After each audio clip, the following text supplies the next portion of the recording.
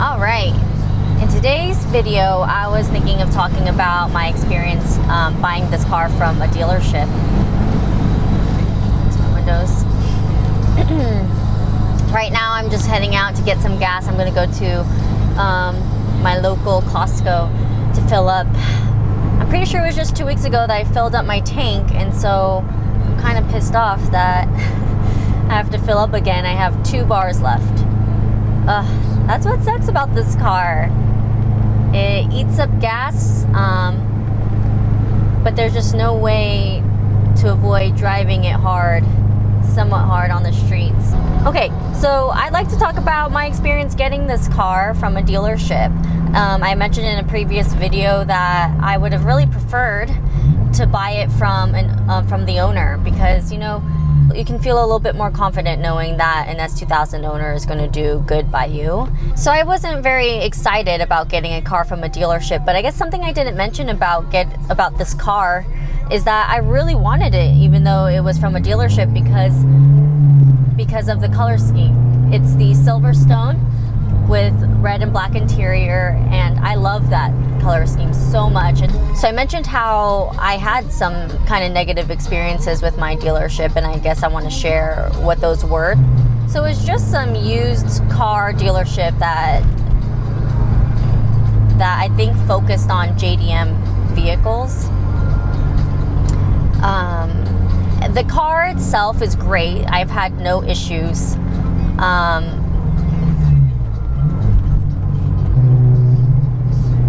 But when we first checked out the car, they claimed to us that they replaced the rotors or something, and the rotors looked really nice and new. And it wasn't until after buying the car that we realized that it was just spray painted. The rotors were just spray painted. I realized that the calipers had primer on them, but they looked funny, and I was like, I think that's primer. And so probably what they did was they just primed the calipers and the rotors and then spray painted the rotors black to make them look like they were brand new. I mean, feeling them, they don't feel too worn out, but it's just kind of shady that's what they did. Another thing that happened was that maybe a few weeks after buying it, I got a flat tire, and it was just suddenly flat. So what we ended up doing was we filled it up with air, and my boyfriend works for Costco. He works in the tire center, so he's very familiar with tires and how they're supposed to be in the process of putting new tires on. Oh, sorry, by the way, the 4 tires that were on this car when we bought it were just POSs. They were terrible. They're just some no-name brand that were probably $50 a piece. So anyway, we noticed this flat tire, and he took off the wheel and brought it over to his work to get his coworkers and stuff to look at it closely. And sure enough, he found that what does he call it? Oh my gosh, I completely forgot the name of it, but he found damage to the interior portion of the tire. The damage, he knew, could have only been caused during the process of replacing the tires, and that they put in a ton of sealant to keep air from leaking out of the tire, that specific tire. He knew that this was a fault of the dealership, which we later learned they don't take care of that stuff themselves at that dealership. They send their vehicles to a local body shop or whatever to take care of those things. So essentially, the representatives at this dealership were trying to put the blame on their body shop, which is like, okay, well then get new staff or choose a different body shop or reprimand them for what they just did, so essentially what they aim to do. I'm so nervous right now. I'm on E. My bar went out. I need to get to this gas station. I'm honestly getting terrified because the bars literally are gone.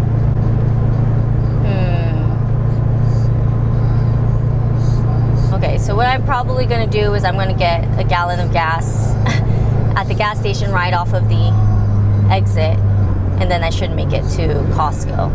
So we ended up going to visiting the dealership with that tire, and we told them the issue, and they were trying to tell us that, oh, this could have been the road conditions. Did you hit any potholes? And my boyfriend was trying to explain to them that this is not something that can be caused by a pothole. The damage to this tire, there's no way that hitting a pothole would cause this to happen.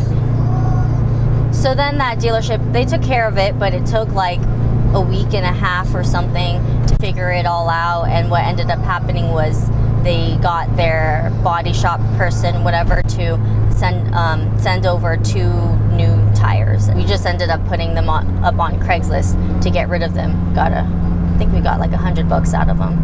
And so what we realized too, before we realized that the tires were even flat, my boyfriend wanted to check the air pressure in my tires. He realized that they were all 4 tires were set at like 50 PSI.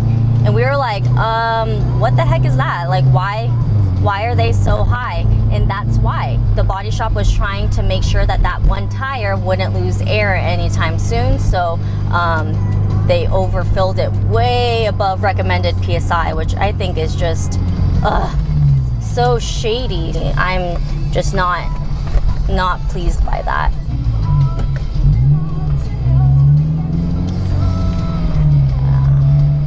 I'm literally like not even a mile away from the Costco where I wanted to get gas, but because I'm completely empty and I don't know what the lines are going to look like at the gas station, I'm getting some now. Okay, all right. I'm glad I made it though. Be right back. 91 kills me. That was what, $4.80 for 1.2, almost 1.3 gallon of gas. That's what I get. What else? Another really annoying thing about my dealership was the plates were on this car. The license plates, both of them were on the car, and we recall that when we bought it, one of the representatives came and removed them and then put the paper plates on that said the dealership's name. And I didn't really think anything of it. I thought, okay, maybe for some reason they have to take it back and then go mail it back out again. But no, that wasn't the case. They were supposed to put the license plates back in my trunk, but they didn't. And so I waited like a month or something, or like 5 or 6 weeks, and then I texted the main guy that had helped me with the car, and he was like, oh, it can take up to 3 months to get your license plates. And I thought, well, that's weird, like why should it take that long? But I just didn't think anything of it.